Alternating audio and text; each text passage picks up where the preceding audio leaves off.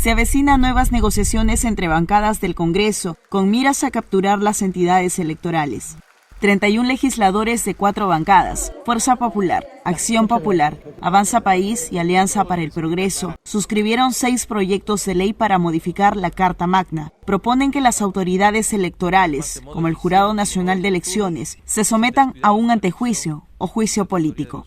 Esto introduce un mecanismo que le da mucho poder al Congreso frente a las autoridades electorales. Y es un poder que puede generar una distorsión muy seria. Los autores de estos proyectos de ley que ponen en riesgo la democracia del país son Luis Aragón, Elvis Vergara y Wilson Soto de Acción Popular, Patricia Juárez de Fuerza Popular, el actual presidente del Congreso Alejandro Soto y Roselía Muruz de Avanza País. Tanto Muruz como Soto pertenecen a la actual mesa directiva del Congreso con el respaldo del fujicerronismo. En el semestre pasado, ellos sustentaron sus proyectos. Lo que queda pendiente ahora es que la Comisión de Constitución elabore un dictamen, lo someta a votación y luego lo pase al Pleno. Recordemos que en esta nueva legislatura, la que está a cargo de la Comisión de Constitución es la fujimorista Marta Moyano. Su antecesor fue Nano Guerra García, así que la línea fujimorista se mantiene en esta legislatura. Demos una repasada al significado del juicio y antejuicio político, figuras que el fujicerronismo y sus aliados buscan aplicar para las autoridades electorales, que en el 2021 fueron cuestionados y sometidos a hostigamientos por el fujimorismo y toda la derecha, bajo el argumento de cometer fraude electoral. Keiko Fujimori fue una de las promotoras de las denuncias contra el Jurado Nacional de Elecciones y la OMPE tras perder ante su contendor Pedro Castillo. La figura del antejuicio político es cuando una autoridad del Estado, para ser procesado penalmente, primero debe pasar por la autorización del Congreso.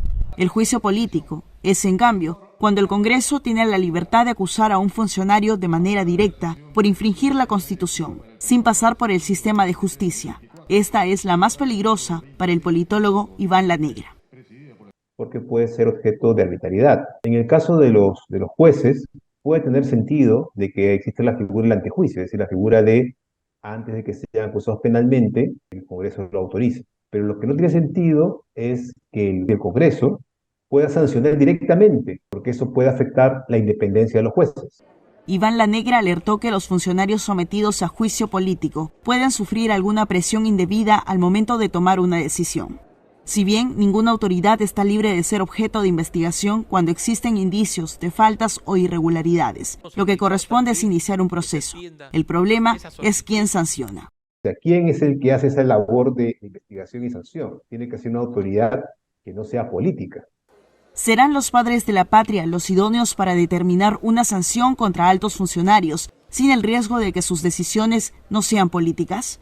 Recordemos que la exfiscal de la Nación, Zoraida Ábalos, fue inhabilitada por 5 años por el Congreso por la demora de actos funcionales relacionados con las investigaciones contra el expresidente Pedro Castillo. Eso es un buen ejemplo de los riesgos que pueden implicar una disposición de esta naturaleza. El Congreso entra a discutir si le parece o no una determinada decisión jurisdiccional de la fiscal. Y en ese caso tampoco son los políticos los que deben sancionar, sino los que deben sancionar son las autoridades judiciales. Existiendo un precedente de presunta arbitrariedad cometida contra Zoraida Ábalos, Iván Lanegra sostuvo que al proponer las reformas que promueven el juicio y el antejuicio político, se está vulnerando el sistema electoral a la presión política. Es momento de reflexionar. Joana Hualpa, Nativa nos conecta.